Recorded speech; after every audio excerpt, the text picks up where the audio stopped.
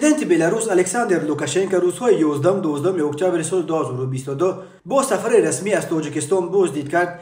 در جریان این سفر و مذاکرات او با رهبران تاجیکستان از جمله با پرزیدنت امامعلی رحمان بین دو کشور چند سند همکاری در مسائل چون سودای دو طرفه، همکاری‌های حربی و تکنیکی، همچنین خریطه راه برای رشد روابط دو جانبه در سالهای 2022-2026 به امضا رسید.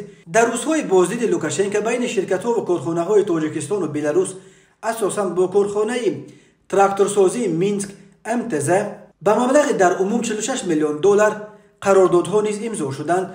لوکاشنکو با چرب زبانی خاصی و خودش و امامعلی رحمان را دو اقصاقال از همه پرتجربه در بین رهبران اسنگ نامید.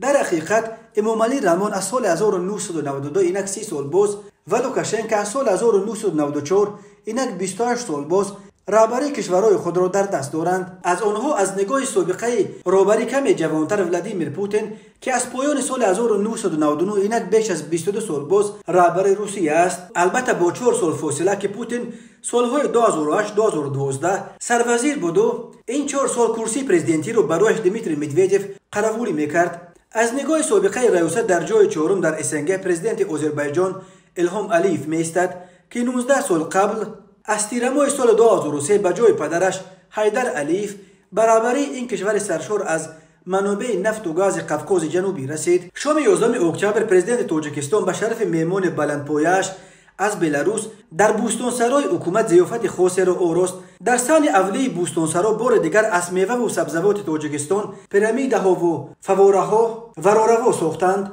در تنورهای تفسان نانوایی‌های ماهر برای میهمانان از جمله کلچه میپختند و آشپزهای ماهر در یک دیگ برای لوکاشنکو آش میپختند. لوکاشنکو سپس به نزد تباهای اساسی آمد که در دیگ برای او آش میانداخت. لوکاشنکو هم کفگیر را به دست گرفت و کمی هنر آشپزی خود را نشان داده برنج آش را در درون دیگ گرگردان کرد و سپس از آشپز سر چگونه تیار کردن آش تاجیکی را پرسید.